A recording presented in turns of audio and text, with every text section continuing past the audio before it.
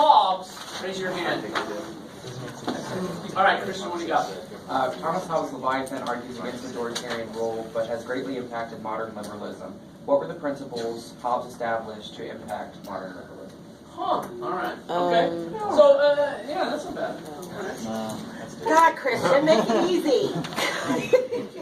So, The answer's really simple, to be honest. It doesn't. It is. It's so really Hobbes and simple. liberalism? That's interesting. Okay, I like I'm that. saying That's good. it is. All right. Is Hobbes right? Okay. All right, you guys, just give it a chance. Just because Christian said it doesn't mean it's bad. I feel like I'm gonna reach a breaking point with you, Christian, where I can't make fun of you anymore. We're not there yet. So, soon enough, we'll get there. Yeah, Patrick. Yeah. Does limited knowledge, according to Hobbes, create a level of uncertainty and mistrust of other people in the state of nature, or is cooperation possible? Okay. Yeah, that's good. I like it. Uh-huh. So one way in which we could kind of keep this from being whether you just disagree with Hobbes on some level, right? Is how does Leviathan sort of contain instances or examples of cooperation within the state of nature, right? Which is, I think, a pretty interesting way of maybe disagreeing with Hobbes in some way, right? Because Hobbes makes the argument, right, that in some way it's almost that social contract which creates a community, right? But there are all sorts of instances where you had to have a lot of sort of examples of cooperation before you could get that social contract. All right, I like it. It's good. Anybody else? Yeah? How does Hobbes formulate his argument based off his understanding of the state of nature? And are there any logical fallacies that you identified? Okay. That's good.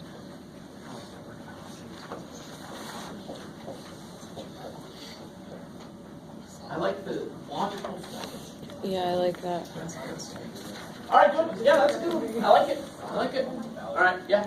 Hobbes makes the argument that Leviathan is merely just an actor / artificial person. How does he come to and defend this idea? All right, good.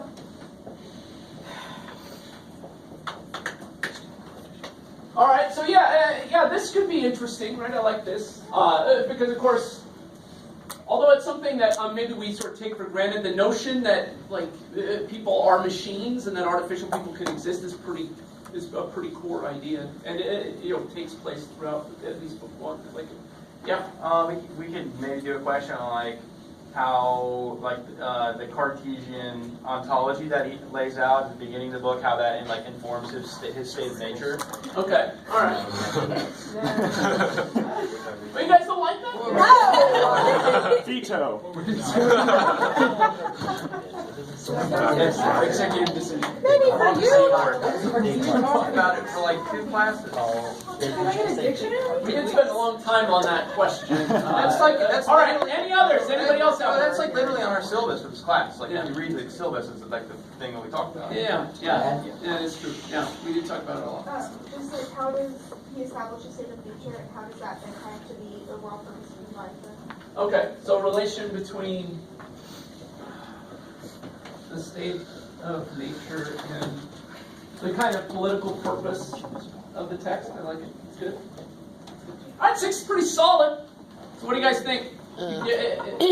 I'll solicit some advice, and then I'll make a Leviathan's level decision. Yeah. Is it just going to be one question on Yes, there's only going to be one question. I'm not going to put a million questions on the exam. But can you give us some options? No, we get no options. This is the, this is the sovereign deciding. Yeah. I think 3 is both I don't think anyone's questioned it, and I feel like people can take that in different directions. I agree. 3. That's what you're People saying. like 3. 3 was great. It was a good question. Yeah, that's my question. I think 6 is good. Yeah. Okay. I'm going to say 1. Yeah. I don't know. So the first part of 3 is more of an analysis rather than making whether he was right or wrong. I'm not sure if I necessarily like that. It seems like if we have more of a, is Hobbes right or wrong, you do the analysis and you also get to make the value judgment. Okay. I agree. I will tell you, that level of like, is Hobbes right or wrong? Those sorts of evaluations. While I think they can be really productive, are also kind of a trap, right? Like depending on because to me, I'm mostly interested. Not to be like a jerk about. I don't care whether you agree with Hobbes or not, right? Like I care whether you take the text seriously, and so doing agree or disagree like is sometimes an invitation not to take a text as seriously as it deserves to be taken. That's what I'm worried about, right? Yeah.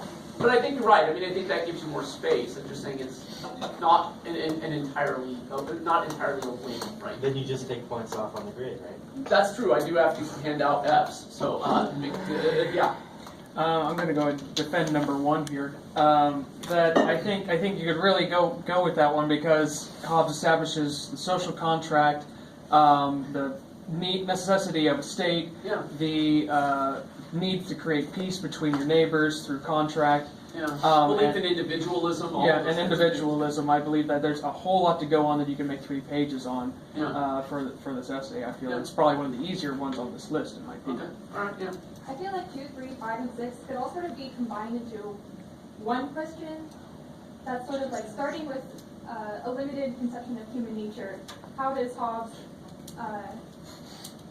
come to the idea of the state of nature and thus to the need for a state, and what are some flaws in this progression? Because then that leaves the door open for cooperation or logical fallacies and the purpose of the title.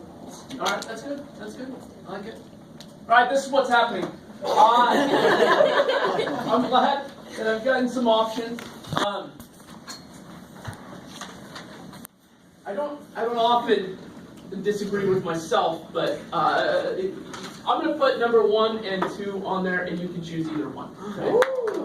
There you go, Lisa. Thank you. All right, quickly, Locke questions. Yes, Christian. In what ways does the second treatise reinforce arguments made in the essay of human understanding? All right, so relation between second treatise and the essay, that's good. All right, I like it. That's a good one. Yeah.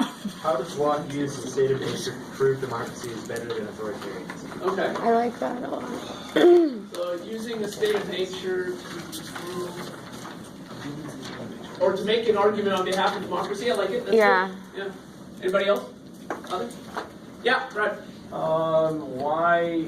Well, I mean, he talks about like majoritarian rules, so you can say like, well, why? I don't know. Why does Locke not think that like unanimous rule should be, you know, what government should behave like? Yeah, I think that's an interesting question, right? So,